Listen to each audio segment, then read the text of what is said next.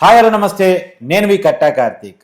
పోలీసులు బట్టలు విప్పదీస్తానని చెప్పేసి మాజీ ముఖ్యమంత్రి వైసీపీ అధినేత జగన్మోహన్ రెడ్డి గారు చేసిన కామెంట్స్ మీద అనేక విమర్శలు వెలుగుతూ ఉన్నాయి. పోలీసులు అంటే ఆడవాళ్ళు కూడా ఉంటారు, ఈ బట్టలు ఓడదీస్తా అనే కామెంట్ ఏంటి అనేటువంటి ప్రశ్నలు ఎదురవుతూ ఉన్నాయి. సుధాకర్ ఎస్ఐని ఉద్దేశించి జగన్మోహన్ రెడ్డి గారు ఈ వ్యాఖ్యలు చేశారు. ఆయన కూడా స్పందించారు. పోలీసుల బట్టలు ఓడదీయడానికి మేమన్నా అరటిపండు తొక్కలమా అని చెప్పేసి కామెంట్ చేయడం అయితే మనం చూస్తూ ఉన్నాం. సో ఈ వ్యాఖ్యల మీద మరింత విశ్లేషణ తీసుకునే ప్రయత్నం చేద్దాం. మనతో ఉన్నారు ప్రముఖ సామాజిక రాజకీయ విశ్లేషకులు అడిసిమల్లి శ్రీనివాసరావు గారు. సార్ నమస్కారం. సార్ నమస్కారం అండి. సార్, పోలీసులు అంటే మగవాళ్ళు మాత్రమే కాదు, ఆడవాళ్ళు కూడా ఉంటారు.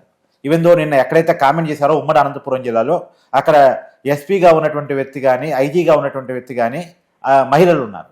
సో మహిళలు ఉన్నటువంటి డిపార్ట్మెంట్ పట్టుకొని మీ బట్టలోడ తీస్తా అంటే ఈ కామెంట్ ఏంటి, అసలు ఎట్ట అర్థం చేసుకోవాలి? అసలు అంటే మీకు జగన్మోహన్ రెడ్డి ఫ్రస్ట్రేషన్లో ఉన్నాడండి.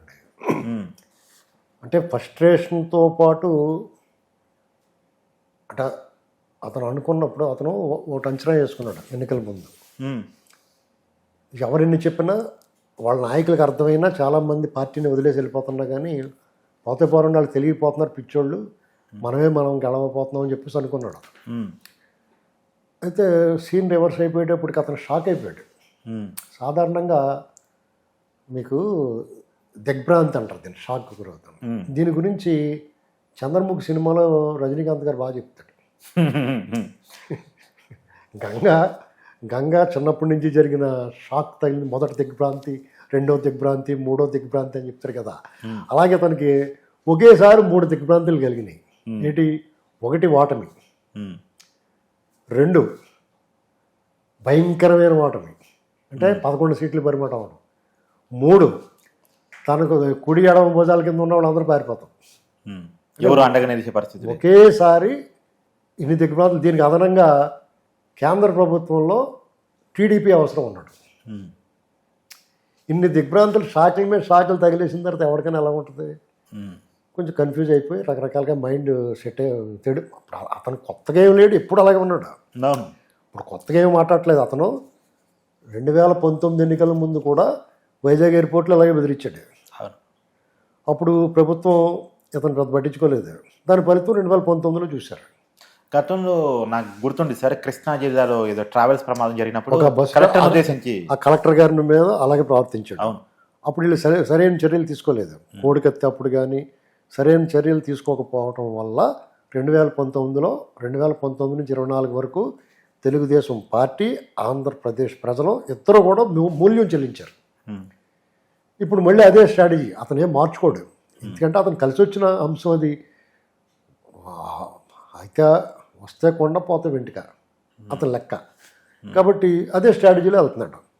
వాళ్ళందరూ కూడా ఇప్పుడు రాజకీయ నాయకులు చంద్రబాబు గారిని, లేకపోతే పవన్ కళ్యాణ్ గారిని, లోకేష్ గారిని ఇష్టపడి మాట్లాడతారు.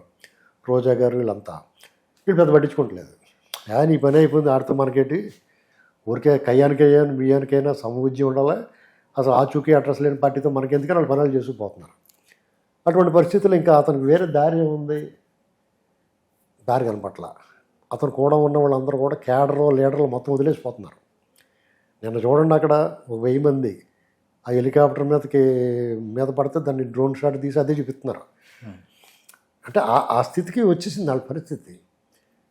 వాళ్ళు కూడా అంతమంది సెక్యూరిటీ ఉండగా కూడా వాళ్ళందరూ వెళ్ళి ఆ హెలికాప్టర్ మీద పడిపోరంటే ఎంత సైకోయిజం ప్రదర్శిస్తున్నారు. అవును, అంటే లీడర్ తగ్గట్టే క్యాడర్ ఉంటుంది. పోలీసులు అడ్డుకుంటేనేమో అడ్డుకుంటున్నారు, కలవనివ్వట్లేదు అంటున్నారు. ఇప్పుడు అదే ఒకే రోజు 2 స్టేట్మెంట్లు వచ్చినాయి. చూడండి, ట్వీట్లో 10 నిమిషాలు 2 నిమిషాల తేడాలో 2 ట్వీట్లు వేశారు. క్యాడర్ని లీడర్ని కలవనివ్వట్లేదు, పోలీసులు అడ్డుపడుతున్నారు అన్నాడు. సరే, 1 నిమిషం సరే కలిస్తే కలవనివ్వంటేనేమో వాళ్ళు వచ్చి హెలికాప్టర్ పగలగొట్టి మీద పడి ఇదంతా చేస్తున్నారు. చూసారా?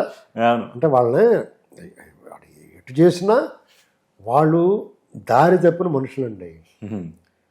అతను కూడా స్పృహలో లేడు, ఫ్రస్ట్రేషన్లో ఉన్నాడు. అవును, ఏం చెప్పాలో తెలియదు. అతను చరిత్ర హీనం, వర్తమానం శూన్యం, భవిష్యత్తు అగమ్యగోచరం. ఇలాంటి పరిస్థితుల్లో ఉన్నవాడికి ఎలా ఉంటాడు? అలాగే ఉంటాడు. పోలీసుల మీద పడ్డాడు. మీ సంగతి తెలుస్తాను, మీ బట్టలు ఉడదీస్తాను, చంద్రబాబు ఎప్పుడు ఉంటాడు అనుకుంటున్నారా? ఇలాంటి మాటలు మాట్లాడుతున్నాడు. మరి నువ్వేమనుకున్నావు? నువ్వు ఎప్పుడు ఉంటానని అనుకున్నావు, నీకు పరాభవం అయింది. వీళ్ళు అలాగే అనుకుంటలేదు. చాలా అప్రమత్తంగా, చాలా జాగ్రత్తగా ఉండాలి. నువ్వు చేసిన పనులు వీళ్ళు చేయకూడదు అనుకుంటున్నారు. నువ్వు ఆ పనులు చేస్తే బాగుండని చూస్తున్నావు, అందుకనే రెచ్చగొడుతున్నావు వాళ్ళని. ఇతని ఉద్దేశం ఏంటంటే చంద్రబాబు నాయుడు గారిని టీడీపీ కేడర్ని ప్రజల్ని వేడిపించి తినేయటం వల్ల, ఇష్టం వచ్చినట్టు అరాచకం చేయటం వల్ల ప్రజల్లో కసి పుట్టి టీడీపీకి పనిచేశారని వాళ్ళే ఒప్పుకుంటున్నారు, వాళ్ళ ఎమ్మెల్యేలు మాట్లాడుతున్నారు. సరే, ఇప్పుడు పవన్ కళ్యాణ్ గారు చేసిన మరో కామెంట్, పవన్ కళ్యాణ్ గారిని వాళ్ళని విమర్శించడం, నోటుకొచ్చినట్టు మాట్లాడడం వల్ల జనాల్లో పట్టుదల వచ్చింది, వాళ్ళ అభిమానులు అందరూ దూరం అయ్యారు, అందుకు ఓడించారు అనుకుంటున్నారు. అదే అవకాశం నీకు మళ్ళీ నువ్వు నీ ఇష్టం వచ్చినట్టు చేస్తే నేను అరెస్ట్ చేసి నేను రోడ్డు మీద కొట్టుకుంటూ తీసుకెళ్ళి మీ నాయకులందరూ అరెస్ట్ చేసి వేధిస్తే నీకు కూడా సానుభూతి వస్తుంది. నీ నిజంగా వీళ్ళు చేయరు అలాగా, ఒకవేళ వాళ్ళు చేసినా కానీ మీకు సానుభూతి రాదు. అదే సార్, ఇక్కడ ఒక మాట, వైసీపీ అంటే అబద్ధాలే కేర్ ఆఫ్ అడ్రస్ అని గతంలో అందరూ చేసిన నానుడే. అలాంటిది ఒక అబద్ధాలని నమ్మించడంలో వీరు ఒక నేరేషన్ క్రియేట్ చేసుకుంటారు కాబట్టి ఇప్పుడు కూడా వైసీపీ నాయకులు అరెస్ట్ అవుతుంటే సింపతి రావట్లేదు. కాబట్టి ఈ రెడ్ బుక్ రాజ్యాంగం ప్రకారం అరెస్టులు జరుగుతున్నాయి, పోలీసులు కావాలని వేధిస్తున్నారు, ఒక నేరేషన్ ప్రజల మైండ్లో క్రియేట్ చేయడానికి ఈ మాటలని చెప్తున్నారా? అసలు అరెస్ట్ ఎక్కడ అవుతున్నాయండి?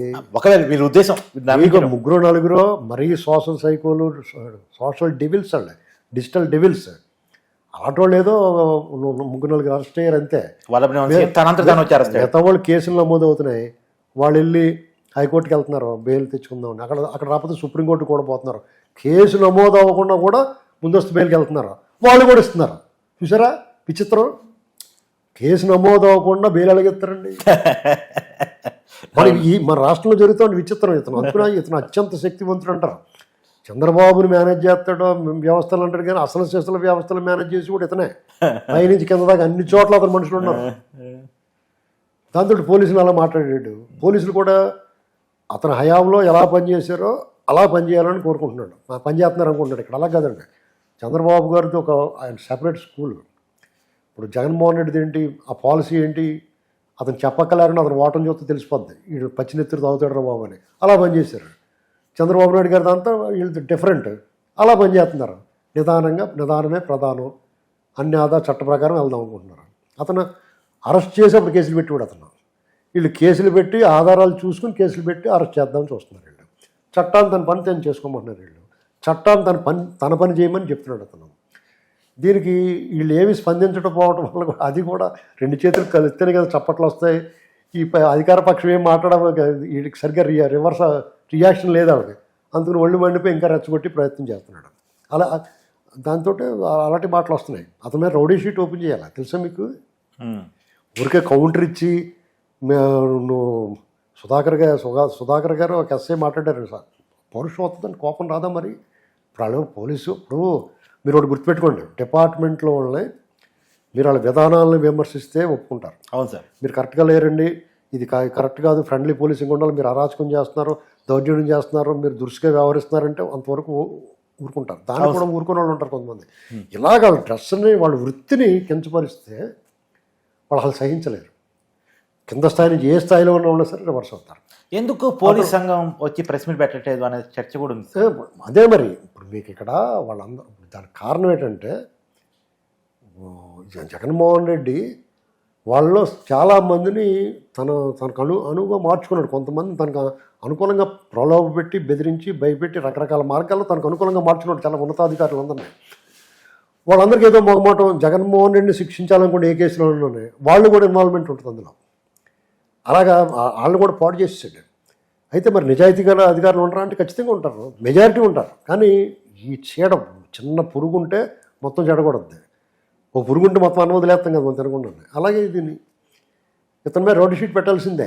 ఎందుకంటే ఈ రకమైన కించపరిచే వ్యాఖ్యలు చేసి, బెదిరించి వ్యాఖ్యలు చేసి, ఫ్యాక్షన్ దాన్ని మళ్ళీ పెంచి పోషించాలనుకుని వర్గాల మనుషుల మధ్య, కులాల మధ్య చిచ్చు పెట్టాలని ప్రయత్నం చేస్తామనేది స్పష్టంగా కనబడుతుంది. ఇతను చూసి కారుమూరి నాగేశ్వరరావు మాజీ మంత్రి ఉంటాడు, గుంటూరు అవతలు నరికి అవతల పడతాడంట, గుంటూరు యువతలు ఇంట్లోంచి లాక్కొచ్చి పడతాడంట. అర్జెంటుగా వాళ్ళని అరెస్ట్ చేయాలి, కేసు నమోదు చేయాలి, అరెస్ట్ చేయాలి, రోడ్డు షీట్ ఓపెన్ చేయాలి. ఓకే, అసలు ఏమనుకుంటున్నారండి వీళ్ళు? అసలు ఏ రకంగా ఇప్పుడు ఈ ప్రభుత్వం కూడా వీళ్ళని ఎట్టి పరిస్థితి ఉపేక్షించకూడదు. 2019 ముందు ఇలా సంయమనం పాటించబట్టి వాళ్ళు, మీరు ఇందాక చెప్పారు అబద్ధాలండి, వాళ్ళు అబద్ధమని వాళ్ళకి తెలుసు, ప్రజలకి తెలుసు, అయినా పదే చెప్పుకుంటూ వస్తారు. కొన్నాళ్ళకి అది అలవాటు చేసి అతను నిజమే అనుకునేలా చేస్తారు. అవును, అవును, ఎలక్షన్ బిల్డ్ చేస్తారు. అది అవును. మీరు ఏమన్నా అనుకుని ఉన్నప్పుడు ఇక్కడ ఈ చనిపోయాడు, వచ్చాడు, ఈయన హెలికాప్టర్ వేసుకొచ్చాడు, మరి వాళ్ళ బాబాయ్ పోతే కాళ్ళు ఈడ్చుకుంటే సాయంత్రం వెళ్ళాడు ఏంటి మరి? ఇక్కడేమో ఎలా చంపారు ఏంటి, ఇది దొమ్మి కేసు పెట్టారని చెప్పి ఏ కేసు పెట్టాలో చెప్పేస్తున్నాడు. మరి వాళ్ళ బాబాయ్నేమో గుండెపోటుని ఎందుకు చెప్పారు ఫస్ట్? వాళ్ళ దాంట్లో ఏంటంటే ఇవన్నీ ప్రతి ఓడికి తెలుసు. ఇది పచ్చి దొంగల ముఠా అని తెలుసు, పచ్చి హంతకుల ముఠా అని తెలుసు. అయినా సరే అటువంటి భావజాలం ఉన్నవాళ్ళు కొంతమంది అతను వెనకాల ఉన్నారు. అతను సమర్థించి వాళ్ళు ఉండటం దురదృష్టం. ఇలాంటప్పుడు ఏం చేయాలంటే ప్రభుత్వం ఇటువంటి వాళ్ళని ఏరు పురుగులు అంటారు, వీళ్ళందరినీ ఏరేయాలి, తీసుకెళ్ళి లోపల పడేయాలి. వాళ్ళకి రాజకీయాలు తిరగకుండా ఇప్పుడు వీళ్ళు యాంటీ సోషల్ ఎలిమెంట్స్ అండి, సంఘ వ్యతిరేక శక్తులు వీళ్ళు. వీళ్ళందరినీ కూడా సమాజాన్ని నుంచి బహిష్కరించాలి. సమాజాన్ని నుంచి బహిష్కరించి వదిలేస్తే సరిపోద్దా? కుదరదు. అంచేత వీళ్ళు చేసిన నేరాలకి, ఘోరాలకి, అవినీతికి అన్నిటికి కలిపి లోపల పెట్టాలి. వాళ్ళ దగ్గర నుంచి రికవరీ పెట్టాలి. ఈ ప్రభుత్వం అది చేయలేదనుకోండి, దానికి తగిన మూల్యం చెల్లిస్తారు, ప్రజలు చెల్లిస్తారు, ఈ పార్టీలు చెల్లిస్తాయి. Thank you sir.